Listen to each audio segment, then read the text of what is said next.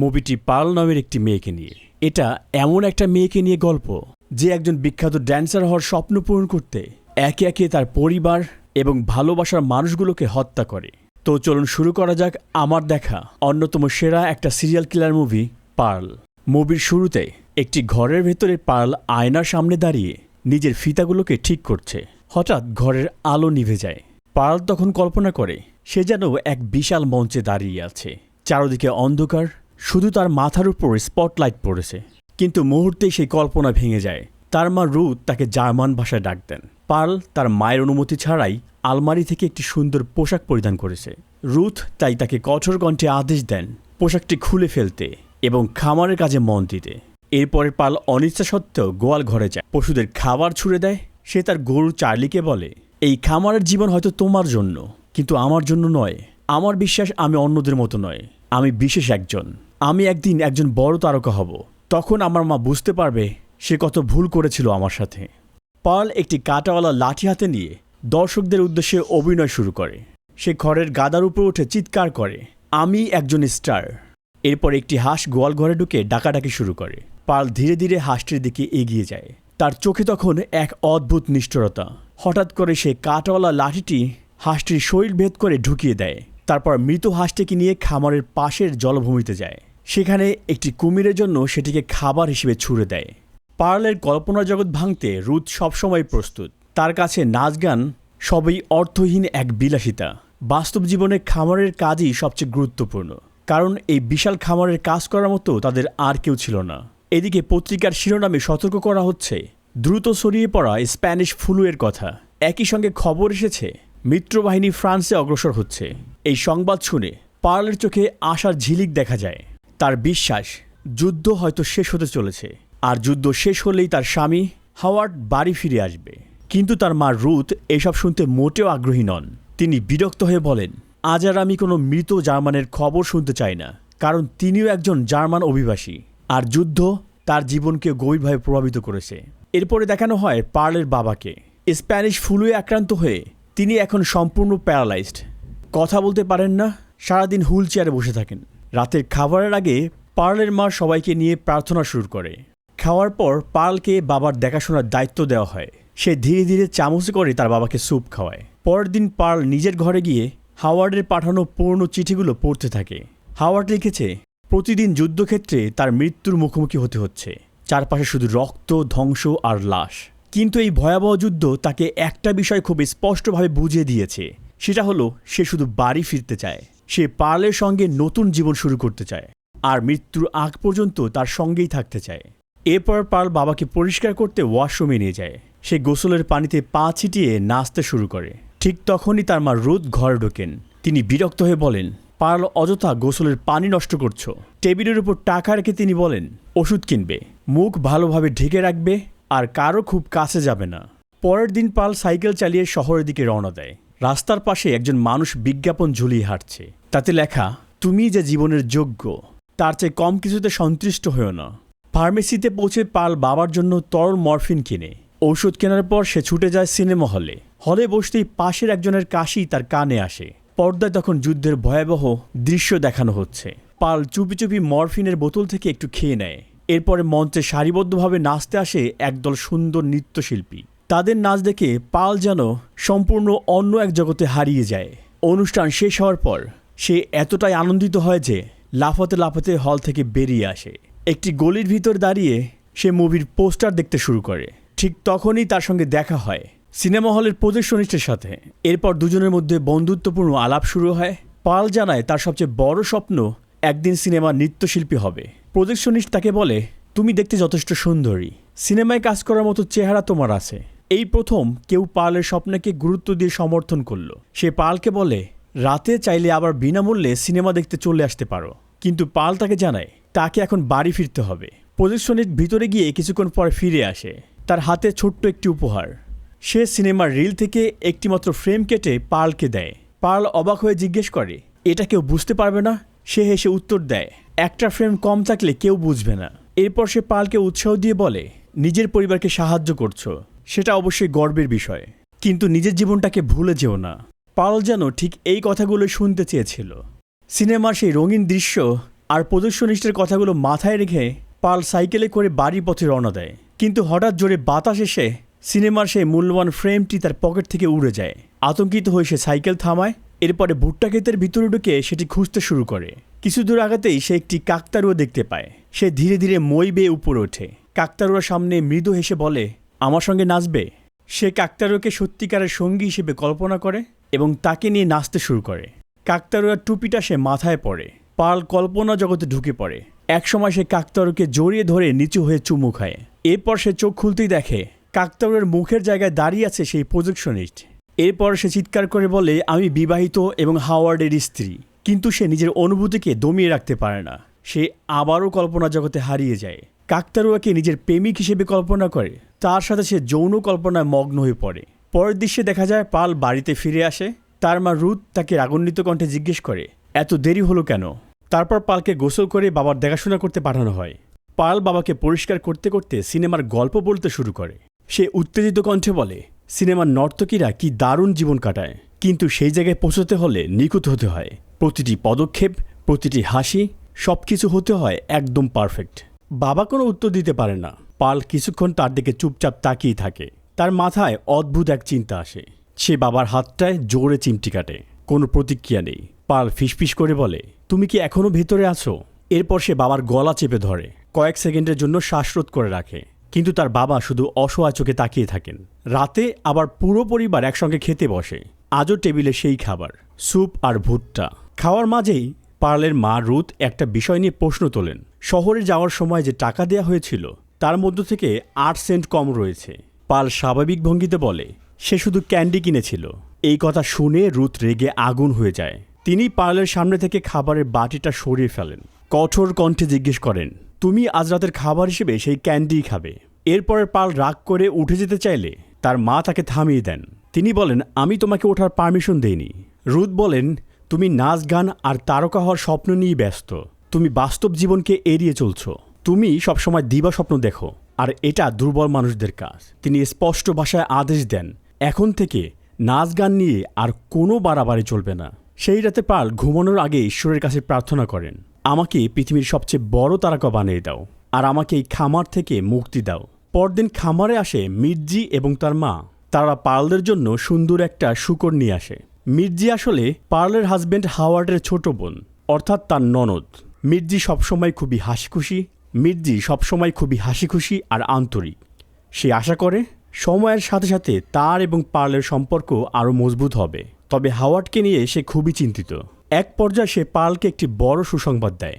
স্থানীয় চার্চে নাচের একটি অডিশন হবে। যে মেয়েরা নির্বাচিত হবে তারা পুরো রাজ্যের 7টি শহরে ঘুরে ঘুরে অনুষ্ঠান করবে। হয়তো এটা তাদের জন্য একটি বড় সুযোগ। মির্জি চলে যাওয়ার পর পাল নিজের ঘরে ফিরে আসে। সে আগের দিন প্রজেকশনিস্টের দেয়া সিনেমার ফিল্মের টুকরোটা যত্ন করে লুকিয়ে রাখে। তার কল্পনার জগৎ যেন দিনে দিনে আরও বড় হচ্ছে। সে নিজেকে কল্পনা করে সাদা কালো সিনেমার একজন বিখ্যাত নৃত্যশিল্পী হিসেবে। এরপর আলমারি খুলে মায়ের আরেকটি সুন্দর পোশাক চুপি চুপি পরে নেয়। আয়নার সামনে নিজেকে দেখে আর মুখের তৃপ্তি নিয়ে হাসে। রাত গভীর হলে সে চুপি চুপি বাড়ি থেকে বেরিয়ে যায়। গন্তব্য সেই সিনেমা হল। প্রজেকশনিস্ট তাকে দেখে খুবই অবাক হয় এবং খুশি হয়ে পার্লকে পুরো সিনেমা হলের পিছনের অংশ ঘুরে দেখায়। অবশেষে নিয়ে যায় প্রজেকশন রুমে। পার্ল ঘুরে ঘুরে সবকিছু দেখে।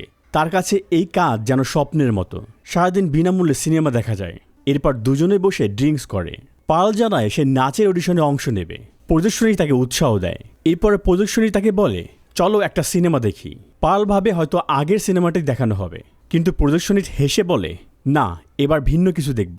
সে জানায় এই ফিল্মটি ফ্রান্স থেকে এসেছে, যুদ্ধের সময়। প্রজেক্টর চালু হলেই পার্ল অবাক হয়ে যায়। এটা কোনো সাধারণ সিনেমা নয়, এটা একটা অ্যাডাল্ট ফিল্ম। পার্ল এর আগে জীবনে এরকম কিছু দেখেনি। প্রজেকশনিস্ট তাকে বলে, এই ধরনের অসংখ্য আন্ডারগ্রাউন্ড সিনেমা রয়েছে, এগুলো এখন অবৈধ। কিন্তু তার বিশ্বাস একদিন মানুষ এসব দেখার জন্য অনেক টাকা খরচ করবে। এক পর্যায়ে পার্ল বলে, খামারে সে খুব একা, কথা বলার মতো কেউ নেই। কখনো কখনো তার মনে হয় সে অন্য সবার থেকে আলাদা। প্রজেকশনিস্ট উত্তর দেয়, সবার মতো হতে চাও কেন? পার্ল কিছুক্ষণ চুপ থাকে। এরপর বলে, তাহলে হয়তো জীবনটা একটু শান্ত হতো। প্রজেকশনিস্ট পার্লকে একটি বড় স্বপ্ন দেখায়। সে বলে, মারামারি শেষ হলে সে ইউরোপ চলে যাবে। সেখানের শিল্প আর সাংস্কৃতিক জগৎ অনেক বড়, এমনকি চাইলেই সেখানে সিনেমাতে অভিনয় করা যায়। হাসতে হাসতে সে বলে। পার্ল খুবই আনন্দিত হয়। এরপরের পার্ল সিনেমা হল থেকে বেরিয়ে আবার ফিরে যায় তার খামারে। চুপি চুপি ঘরে ঢোকার সময় সে শুনতে পায় তার মা রুথ বিছানায় বসে কাঁদছেন। পরদিন সকালে পার্ল বাবাকে হুইল চেয়ারে বসিয়ে পুকুরের দিকে নিয়ে যায়। সেখানে রয়েছে বিশাল এক কুমির। পার্ল ধীরে ধীরে বাবার হুইল চেয়ারটি পানির কিনারায় নিয়ে যায়, এমনভাবে রাখে যেন সামান্য ধাক্কা দিলেই তিনি পানিতে পড়ে যাবেন। কুমিরটি ধীরে ধীরে পানির নিচ থেকে এগিয়ে আসতে শুরু করে। পার্ল বাবাকে উদ্দেশ্য করে বলে, আমি খুব শিগগিরই এই জায়গা ছেড়ে চলে যাব। সে যেন বাবাকে কুমিরের খাবার বানিয়ে দেওয়ার সিদ্ধান্ত নিয়ে ফেলেছে। ঠিক তখনই সেখানে উপস্থিত হয় তার মা রোদ। তিনি অবাক হয়ে জিজ্ঞেস করেন, এখানে কি করছো? পার্ল স্বাভাবিক ভঙ্গিতে উত্তর দেয়, বাবার সঙ্গে গল্প করছিলাম। রুথ সন্দেহের চোখে তাকিয়ে তাকে বলে, বাড়িতে ফিরে এসো। মায়ের এই নিয়ন্ত্রণ পার্ল সহ্য করতে পারছে না।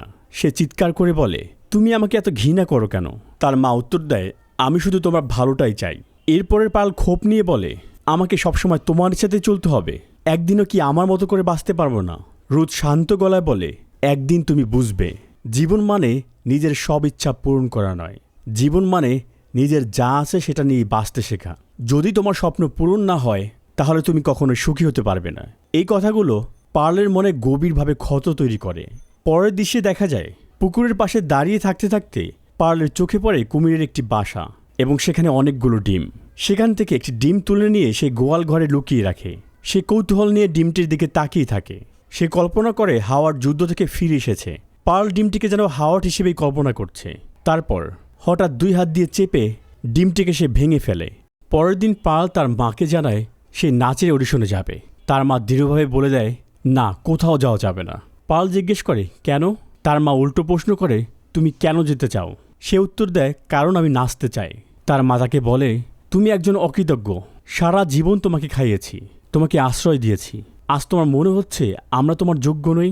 এরপর পার্ল বলে, যদি শেষ পর্যন্ত আমাকে এই খামারেই থাকতে হয় আমি থাকব, কিন্তু শুধু একবার আমাকে এই সুযোগটা দাও। যদি আমি ব্যর্থ হই আমি আর কোনো দিন এই স্বপ্নের কথা তোমাকে বলবো না। কিন্তু রুথের মুখে কোনো সহানুভূতি নেই। তিনি বলেন, তুমি জানো না আমি তোমাকে কি অবস্থায় দেখেছি। তুমি হয়তো ভাবছো তোমাকে কেউ দেখছে না। তুমি যতই লুকাও একদিন সবাই সেটা দেখে ফেলবে। আসলে রুথ বুঝিয়েছে পার্লের মানসিক অবস্থায় গুরুতর সমস্যা রয়েছে। তিনি হয়তো পার্লকে প্রাণী হত্যা করতে দেখেছেন। পার্ল দৃঢ়ভাবে বলে, তুমি ভুল ভাবছ। যাই হোক, আমি অডিশনে যাবই। তার মা তাকে বলেন, তুমি তোমার অসুস্থ মাকে ফেলে নাচতে যাবে আর চারদিকে আরও রোগ ছড়াবে? তুমি কি দেখতে পাচ্ছ না তোমার বাবার কি হয়েছে? হঠাৎ তার মা নিয়ন্ত্রণ হারিয়ে ফেলেন। তিনি পার্লের বাবার পাশে রাখা ছুরিটি হাতে নেন। এরপর তার বাবার গলায় ধরে চিৎকার করে বলেন, তুমি কি চাও আমি তাকে এখানেই মেরে ফেলি? তাহলে তুমি মুক্ত হয়ে তোমার স্বপ্নের পেছনে ছুটতে পারবে। এরপর তিনি বলেন, চলো আমরা দুজনেই অডিশনে যাই। তোমার স্বামী নেই, আমারও নেই। এরপরে আমরা আমাদের ইচ্ছে মতো জীবন কাটাতে পারবো। কথা শেষ করে তিনি ছুরিটি জোরে টেবিলে গেঁথে দেন।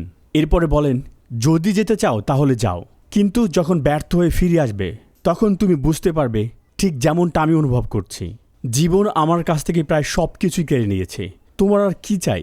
পার্ল ধীরে ধীরে উত্তর দেয়, আমি শুধু তোমার মতো হতে চাই না। এই কথাটা রুথের হৃদয়ে সরাসরি আঘাত করে। রাগে তিনি পার্লের মুখে জোরে থাপ্পড় মারেন। পার্ল চিৎকার করে ওঠে, আমি তোমাকে ঘৃণা করি। সেও মাকে পাল্টা থাপ্পড় মারে। রাগে অন্ধ হয়ে রুথ পার্লের গলা চেপে ধরে, চিৎকার করে বলে, তুমি একটা চরিত্রহীন মেয়ে। এরপরে শুরু হয় দুজনের মধ্যে ধস্তাধস্তি। এক পর্যায়ে পার্লের ধাক্কা খেয়ে রুথ সরাসরি ফায়ার প্লেসের উপর পড়ে যায়। মুহূর্তের মধ্যেই তার পোশাকে আগুন ধরে যায় এবং পুরো শরীরে আগুন ছড়িয়ে পড়ে। রুথ আগুন নেভানোর জন্য মরিয়া হয়ে চিৎকার করতে থাকেন। পার্ল ফুটন্ত গরম পানি ভর্তি একটি পাত্র তুলে নিয়ে মায়ের গায়ে ঢেলে দেয়। আগুন নিভে যায় ঠিকই, কিন্তু ফুটন্ত পানি তার মায়ের শরীর আরও ভয়াবহভাবে ঝলসে দেয়। কিন্তু পার্লের মুখে কোনো অনুশোচনা নেই। সে সম্পূর্ণ ঠান্ডা মাথায় মায়ের শরীরটাকে টেনে হিঁচড়ে বেসমেন্টের দিকে নিয়ে যায়। এরপরে পার্ল ফিরে যায় সেই সিনেমা হলের প্রদর্শনীদের কাছে। তারা অন্তরঙ্গ সময় কাটায়। পরের দৃশ্যে দেখা যায় তারা দুজন একই বিছানায় ঘুমিয়েছিল, কিন্তু পার্ল তাড়াহুড়ো করে বিছানা থেকে উঠে পড়ে। আজ তার জীবনের সবচেয়ে গুরুত্বপূর্ণ দিন। আজ নাচের অডিশন। সে আয়নার সামনে দাঁড়িয়ে নিজের নাচের অনুসরণ করতে থাকে। প্রতিটি স্টেপ, প্রতিটি হাসি, সব কিছুই নিখুঁত হতে হবে। এরপরে প্রদর্শনী তাকে বলে, চলো আমি তোমাকে বাড়ি পৌঁছে দিই। পার্ল রাজি হয়ে যায়। বাড়ির কাছে পৌঁছে পার্ল প্রদর্শনীকে একটু অপেক্ষা করতে বলে। সে আগে ভিতরের পরিস্থিতি দেখে নিতে চায়। ঘরে ঢুকে সে দেখে তার বাবা এখনও সেই জায়গায় হুইল চেয়ারে বসে আছেন। এরপর সে বাবাকে অন্য ঘরে সরিয়ে নেয়। এক পর্যায়ে বাইরে অপেক্ষা করতে করতে প্রদর্শনীর চোখে পড়ে বারান্দায় রাখা সেই শূকরটির দিকে। মির্জি, যেটা কয়েকদিন আগে তাকে দিয়েছিল, যেটা পচে গলে গেছে। মাছি আর পোকা ঘুরছে। এরপর পাল বাইরে এসে বলে, এখন ভিতরে আসতে পারো। সে প্রজেকশনিস্টের সাথে তার বাবাকে পরিচয় করিয়ে দেয়। প্রজেকশনিস্ট ভদ্রভাবে টুপি খুলে সম্মান জানায়। তারপর পাল তাকে উপরতলায় নিজের ঘরে নিয়ে যায়। সে বলে, আমরা দুজন একদিন অনেক দূরে চলে যাব, চিরদিনের জন্য। প্রজেকশনিস্ট বলে, তুমি এখান থেকে যেতে চাও কেন? জায়গাটা আসলে তেমন খারাপ নয়। পাল যেন এই কথাটা শুনতেই চায় না, সে শুধু ইউরোপের গল্প শুনতে চায়। ঠিক তখনই নিচতলা থেকে ভারী একটি শব্দ আসে। প্রজেকশনিস্ট থেমে যায়। সে বলে, ওটা কি? পাল দ্রুত উত্তর দেয়, কিছুই না।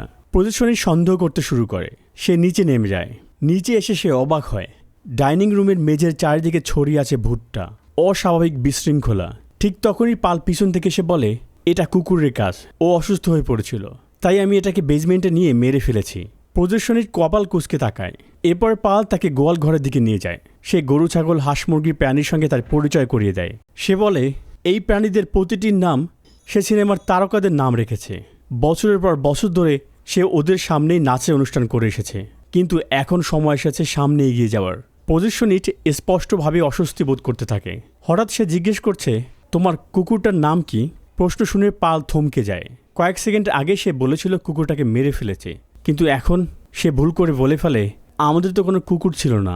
কথাটা মুখ থেকে বের হতেই দুজনে চুপ হয়ে যায়। প্রজেকশনিস্ট সবকিছু মিলিয়ে বুঝতে পারে পার্লের আচরণ স্বাভাবিক নয়। এরপরে সে শান্তভাবে বলে, আমার এখন যাওয়া উচিত। তারপর পাল তাকে মনে করিয়ে দেয় আজ তার অডিশন। বিদায় জানানোর জন্য সে পার্লের কপালে হালকা একটি চুমু খায়, কিন্তু পার্ল সঙ্গে সঙ্গে বুঝে ফেলে প্রজেকশনিস্ট ঠিক আগের মতো নেই। তার চোখে এখন ভয়। পার্ল নিচু গলায় জিজ্ঞেস করে, কি হয়েছে? হঠাৎ এমন বদলে গেলে কেন?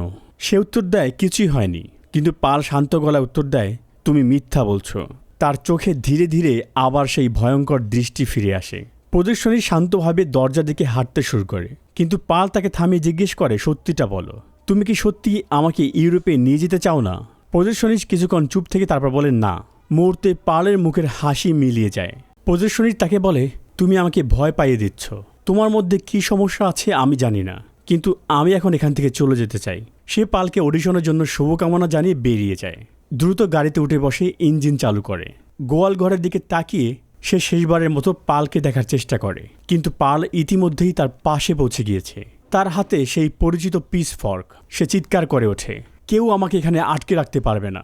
কথা শেষ করে সে পিস ফর্ক সজোরে প্রজেকশনিস্টের বুকে ঢুকিয়ে দেয়। প্রজেকশনিস্ট যন্ত্রণায় চিৎকার করে ওঠে। পাল ধাক্কা দিতে গিয়ে ভারসাম্য হারায়, আর সেই মুহূর্তেই গাড়িটি গিয়ারে চলে যায়। প্রজেকশনিস্ট আহত অবস্থায় গাড়ি নিয়ে সামনে এগিয়ে থাকে, কিন্তু পাল থামে না। সে পেছন পেছন দৌড়াতে থাকে। সে চিৎকার করে বলে, কেউ আমাকে থামাতে পারবে না, না তুমি, না হাওয়ার্ড, কেউ না। কিছু দূর এগিয়ে প্রজেকশনিস্ট গাড়ি থেকে পড়ে যায়। পাল দৌড়ে গিয়ে আবার পিসফর্ক হাতে তুলে নেয়। এরপর সে সোজা প্রজেকশনিস্টের মুখে ঢুকিয়ে দেয়, আর সেখানেই তার মৃত্যু হয়। এরপরে পাল তার বাড়িতে ফিরে আসে। সে নিচের বেজমেন্টে গিয়ে মায়ের খোঁজ নেয়। অবিশ্বাস্যভাবে তার মা এখনও বেঁচে আছেন। তিনি কষ্ট করে সিঁড়ি বেয়ে উপরে ওঠার চেষ্টা করেন। পার্ল এরপরে সজোরে তার মায়ের গায়ে লাথি মারে। এরপরে পার্ল বাবার কাছে ফিরে আসে। সে বাবার মুখ পরিষ্কার করে এবং বলে, তুমি আমার দিকে এভাবে তাকিও না। এরপর সে মায়ের আরেকটি সুন্দর পোশাক পরে, চুল ঠিক করে মেকআপ করে। একটু পরেই সে অডিশনে যাবে। সে বাবার সামনে দাঁড়িয়ে জিজ্ঞেস করে, আমাকে কেমন লাগছে? তার বাবার চোখ থেকে নীরবে অশ্রু গড়িয়ে পড়ছে। সে ধীরে ধীরে বাবার কাছে এগিয়ে গিয়ে বলে, বাবা, আমি তোমাকে ভালোবাসি। এরপর সে বালিশ তুলে বাবার মুখের উপর চেপে ধরে। বাবাকে হত্যা করার পর সে প্রজেকশনিস্টের গাড়িটি পুকুরের কাছে নিয়ে যায় এবং গাড়িসহ লাশ কুমিরের জন্য ফেলে দেয়। এবার পার্ল অডিশনের উদ্দেশ্যে রওনা দেয়। চার্চে পৌঁছতেই তার সঙ্গে দেখা হয় মির্জির সঙ্গে। মির্জি তাকে দেখে স্বস্তির নিঃশ্বাস ফেলে। মির্জি পার্লকে জিজ্ঞেস করে, সঙ্গে এত বড় সুটকেস কেন? পার্ল আত্মবিশ্বাসের সঙ্গে উত্তর দেয়, নির্বাচিত হলে সে এখান থেকেই সঙ্গে সঙ্গে রওনা দিবে। মির্জি হেসে বলে, তোমার আত্মবিশ্বাস দারুণ। মির্জি পার্লকে বলে, শোনা যাচ্ছে পুরো শহর থেকে মাত্র একজন মেয়েকেই বেছে নেবে। এরপর পার্ল বলে, সেই মেয়েটি আমাকেই হতে হবে। মির্জি বলে, যদি তুমি না হও তাহলে হয়তো আমি হব। কিন্তু পার্ল বলে, না, সেটা আমাকেই হতে হবে। এক এক করে মঞ্চে প্রতিযোগীদের ডাকা হয়। পার্ল এবং মির্জি পাশাপাশি অপেক্ষা করতে থাকে। এবার মির্জি নিজের ভয়ের কথা স্বীকার করে। সে এতটাই নার্ভাস যে মঞ্চে উঠতে ভয় পাচ্ছে। সে পার্লকে অনুরোধ করে, তুমি কি আমার আগে যাবে? পার্ল সহজে রাজি হয়ে যায়। মির্জি বলে, সত্যি তুমি আমার ভালো বন্ধু। অবশেষে পার্ল ধীরে ধীরে মঞ্চের দিকে এগিয়ে যায়। বিচারকদের একজন ইশারা করে তাকে মঞ্চের মাঝখানে দাঁড়াতে বলে। পার্ল সে চিনের উপর দাঁড়ায়, পিয়ানো বাজানো শুরু হয়। সঙ্গে সঙ্গে পার্লের মুখে ফুটে ওঠে একটি হাসি। এবার পার্ল আত্মবিশ্বাসের সঙ্গে নাচতে শুরু করে, কিন্তু কিছুক্ষণের মধ্যেই আবার তার কল্পনা জগৎ শুরু হয়। সে নিজেকে যুদ্ধক্ষেত্রে দেখতে পায়। চারপাশে বিস্ফোরণ, আকাশে যুদ্ধবিমান, পেছনে আগুন, আর তার চারপাশে একদল নৃত্যশিল্পী এসে যোগ দেয়। সবাই মিলে নিখুঁতভাবে তাল মিলিয়ে নাচছে। সে যেন একটা পুরো দলের নেতৃত্ব দিচ্ছে। নাচে শেষে অন্যান্য শিল্পীরা মঞ্চ ছেড়ে চলে যায়। সে একাই এখন মঞ্চে দাঁড়িয়ে আছে। ধীরে ধীরে পর্দা নেমে আসে। তার কানে ভেসে আসে প্রচণ্ড করতালির শব্দ। সে মুচকি হাসে। তার বিশ্বাস সে সফল হয়েছে, কিন্তু বাস্তবতা অনেক বেশি নিষ্ঠুর। একজন বিচারক শান্তভাবে বলেন, ধন্যবাদ, কিন্তু দুঃখিত, আমরা আপনাকে নিতে পারছি না। পাল প্রথমে কথাটা বুঝতে পারেনি। সে হতভম্ব হয়ে আবার বলার জন্য অনুরোধ করে। বিচারক ভদ্রভাবে বলেন, আপনার নাচ খারাপ ছিল না, কিন্তু আমরা অন্য ধরনের কাউকে খুঁজছি। তিনি বলেন, তাদের দলে পার্লের মতো অনেক মেয়ে আছে, কিন্তু তারা এমন কাউকে খুঁজছেন সে দেখতে পুরোপুরি আমেরিকান, আরও তরুণ, আরও স্বর্ণকেশী, একটু ভিন্ন রকম। এই সত্যটা মেনে নেওয়া পার্লের পক্ষে একেবারে অসম্ভব। সে কাঁপা কাঁপা গলায় বলে, এটা আমার জীবনের সেরা নাচ ছিল। কিন্তু বিচারকদের সিদ্ধান্ত বদলায় না। তারা তাকে মঞ্চ ছেড়ে চলে যেতে বলেন। পাল কান্নায় ভেঙে পড়েন। সে চিৎকার করে বলেন, আমাকে আর একটা সুযোগ দিন, আমি একজন স্টার। কিন্তু কেউ তার কথা শোনে না। অবশেষে তাকে জোর করে মঞ্চের বাইরে বের করে দেওয়া হয়। পাল সম্পূর্ণ ভেঙে পড়েন। সে চার্চের বাইরে বসে নীরবে কাঁদছিল। তখন মির্জি এসে তার পাশে বসে। সে কোমল কণ্ঠে বলে, চলো আমি তোমাকে বাড়ি পৌঁছে দিই। বাড়ি ফেরার পর মির্জির চোখ পড়ে শুকুরটার উপর, যেটা কয়েকদিন আগে তারা পার্লকে দিয়েছিল। এখন সেটা পুরোপুরি পচে গিয়েছে। সে জিজ্ঞেস করে, এটা কি ওই শুকুরটা? পার্ল কোনো উত্তর দেয় না। সে বাড়ির ভিতর গিয়ে চুপচাপ ডাইনিং রুমে গিয়ে বসে। অনেকক্ষণ চুপ থাকার পর সে বলে, মা ঠিকই বলেছিল, আমি কোনোদিন এই খামার ছেড়ে যেতে পারবো না। মির্জি তাকে সান্ত্বনা দিয়ে বলে, তুমি আসলে কোথায় যেতে চেয়েছিলে? পার্ল উত্তর দেয়, ইউরোপে। মির্জি জিজ্ঞেস করে, কেন? যুদ্ধ শেষ হতে হতে এখানে সব ধ্বংস হয়ে যাবে। পার্ল বলে, আমার মনে হয় আমার মধ্যে কিছু সমস্যা আছে। মনে হয় আমার একটি অংশ নেই, যেটা অন্য সবার আছে। তাই সবাই খুব সহজে সুখী হতে পারে, কিন্তু আমি পারি না। মির্জি জিজ্ঞেস করে, হাওয়ার্ডকে কখনো এসব বলেছ? পাল মাথা নাড়ে, না, আজ পর্যন্ত আমি কাউকে বলিনি। মির্জি তাকে সাহস দেওয়ার জন্য একটি অভিনয়ের খেলা খেলতে বলে। সে বলে, ধরো আমি হাওয়ার্ড, তুমি যা বলতে চাও আমাকে বলো। পাল ধীরে ধীরে মির্জিকে হাওয়ার্ড কল্পনা করে সব বলতে শুরু করে। হাওয়ার্ড, আমি তোমাকে ঘৃণা করি। তুমি আমাকে একা ফেলে চলে গিয়েছিলে। আমি অনেক সময় চাইতাম তুমি যুদ্ধে মারা যাও। সে বলে, তোমার অনুপস্থিতিতে অন্য একজন পুরুষের উপর আকৃষ্ট হয়েছি এবং তাকেও হত্যা করেছি। আমি শুধু চাই সব কিছু আগের মতো হয়ে যাক। মির্জি আস্তে আস্তে বলে, তুমি কি করেছ? পাল কোনো উত্তর দেয় না। সে বলে, হাওয়ার্ড, তুমি একজন ভালো মানুষ। তুমি সত্যি আমাকে ভালোবাসতে। আমি তোমার সন্তানের মা হতে চলেছিলাম, গর্ভবতী হয়েছিলাম, কিন্তু মা হওয়ার কোনো ইচ্ছে আমার ছিল না। এটা আমার কাছে একটা রোগের মতো। গোয়াল গরু পশুগুলোকে যেভাবে খাওয়ানো হয়, দেখাশোনা করতে হয়, দায়িত্ব নিতে হয়, আমি আর একটা জীবনের দায়িত্ব নিতে ভয় পাই। এভাবেই তোমার সন্তান মারা যায়। আমি সবসময় ভাবতাম, কেন সবাই এত সহজে সুখী হয়? কেন ঈশ্বর সবার প্রার্থনা শোনেন, শুধু আমারটাই শোনেন না? আমি শুধু আমার মায়ের মতো হতে চাইনি। আমি সিনেমার ওই মেয়েদের মতো হতে চেয়েছিলাম, নিখুঁত হতে চেয়েছিলাম, ভালোবাসা পেতে চেয়েছিলাম। আমি ভুল ভেবেছি। আমি সুন্দর নই, মজার নই, বুদ্ধিমান নই। আমি সত্যি দুর্বল। পালের চোখ থেকে পানি ঝরছে। মির্জি হতবাক হয়ে চুপচাপ বসে শুধু শুনছে। সে একে একে সব স্বীকার করে, পশু পাখি, প্রজেকশনিস্ট, তার মা বাবা, সবাইকে হত্যা করার কথা। সে বলে, আমার বাবার এমন মৃত্যু প্রাপ্য ছিল না। আমি এখন বুঝতে পারছি আমার মা আসলে আমার ভালোই চেয়েছিল। আমি সব কিছু নষ্ট করে ফেলেছি। এরপর দীর্ঘ নিঃশ্বাস ছেড়ে বলে, সব কিছু আবার ঠিক করে ফেলবো। হাওয়ার্ড যতদিন আমার সঙ্গে থাকবে তাকে আমি ভালোবাসবো। পাল এবার মাথা তুলে মির্জির দিকে তাকায়। সে মির্জিকে জিজ্ঞেস করে, তুমি কি ভাবছ? মির্জি ভিতরে ভয়ে মুখে হাসি নিয়ে বলে, তেমন কিছু না। পাল তাকে জিজ্ঞেস করে, তুমি কি আমাকে ভয় পাচ্ছ? মির্জি মাথা নাড়ে, না, সব ঠিক হয়ে যাবে পাল। সে মির্জিকে ধন্যবাদ জানায়। পাল মির্জিকে বলে, তুমি তো দলে সুযোগ পেয়েছ, আসলে ওটা তোমার প্রাপ্য ছিল। মির্জি অভিনয় করে বলে, না, আমিও নির্বাচিত হইনি। কিন্তু পাল সবকিছু বুঝে ফেলে। সে বলে, তুমি মিথ্যে বলছো। মির্জির মুখের হাসি মিলিয়ে যায়। মির্জি যে কোনোভাবে এখান থেকে বেরিয়ে যেতে চায়। সে ধীরে ধীরে দরজার দিকে হাঁটতে শুরু করে। পাল তাকে থামায় না, বরং শান্তভাবে বলে, চিন্তা করো না, হাওয়ার্ড ফিরে আসার আগে আমি সব কিছু ঠিক করে ফেলবো। তুমি কাউকে কিছু বলবে না, তাই তো? মির্জি ভয়ে কোনো কথা বলে না। মির্জি দ্রুত বাইরে বেরিয়ে দৌড়াতে শুরু করে। এরপর পাল তার হাতে একটা কুঠার তুলে নেয়। এক মুহূর্ত আগেও যে মেয়েটি বন্ধুর মতো কথা বলছিল, এখন সে আবার শিকারীর রূপ নিয়েছে। হাতে কুঠার নিয়ে পাল ধীরে ধীরে মির্জির পিছনে দৌড়াতে শুরু করে।